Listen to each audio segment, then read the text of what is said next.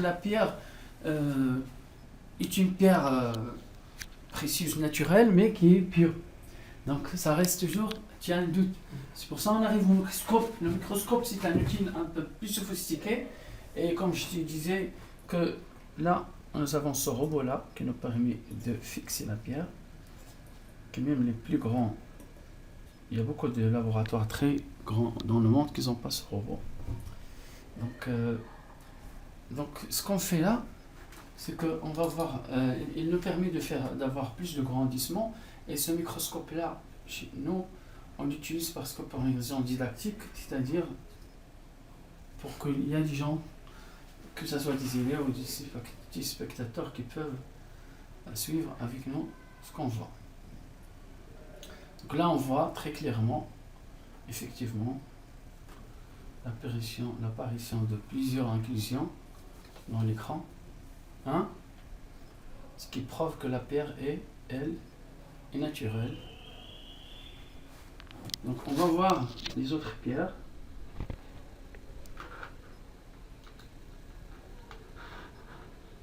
Si c'est des pierres naturelles, on doit sûrement voir, même si c'est une toute petite inclusion, il doit y avoir des inclusions dans la pierre.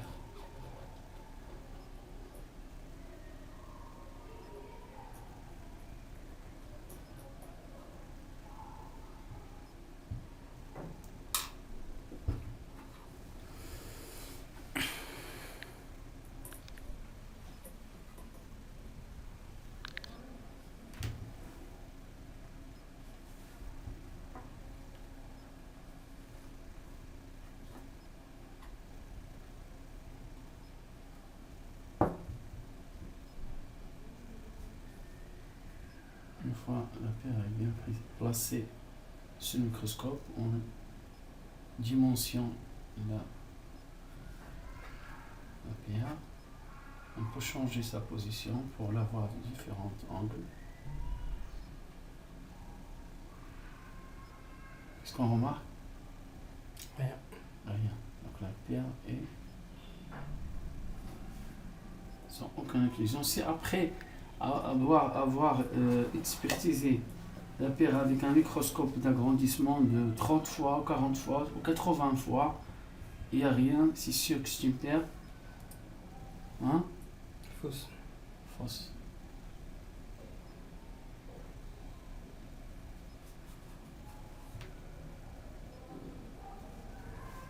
Donc tu continues à observer toi-même les pierres pour conclure.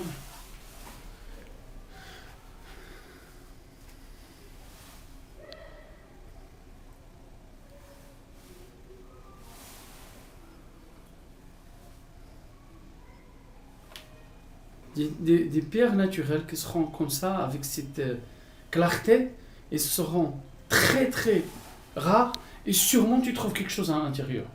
Parce que quand on passe à un grand agrandissement, là, c'est une chose de oui ou non. Avec un grandissement du 10 fois, on peut avoir un doute. Hein? Mais avec un grand agrandissement, sûrement, si la pierre est naturelle, 100%, il faut qu'il y ait des inclusions. Donc le microscope, la loupe d'abord, il faut le voir de toutes directions. Et le microscope, c'est un outil pour identifier si la pierre précieuse est naturelle ou non. Tu vois, c'est parfait, donc c'est humain.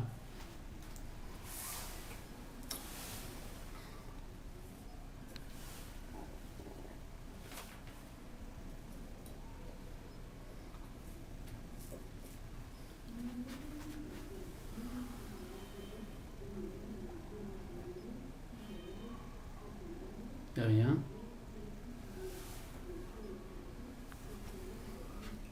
Par contre, moi je vais te ramener certaines pierres précieuses.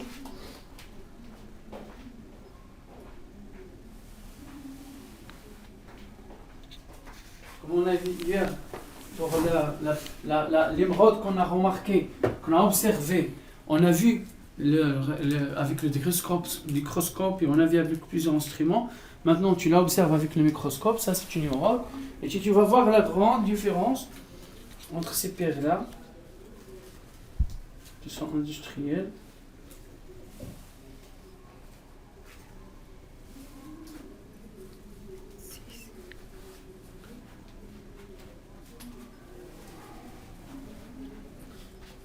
Qu'est-ce que tu observes? Les inclusions. Il y a des inclusions très claires. Là encore, je te donne une pierre de péridote. Donne-moi la pierre.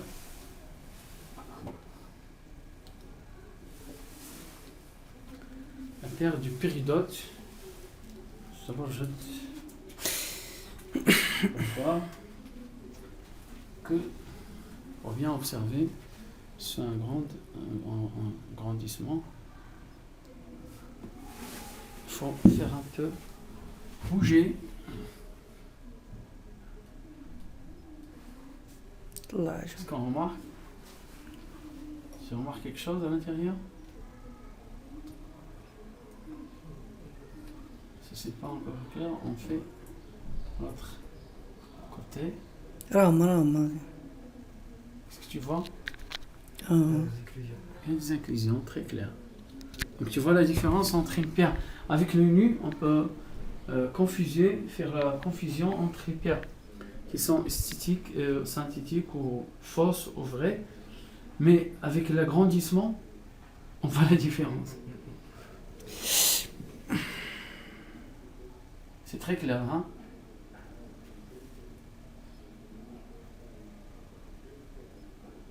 C'est bon, Alexandre.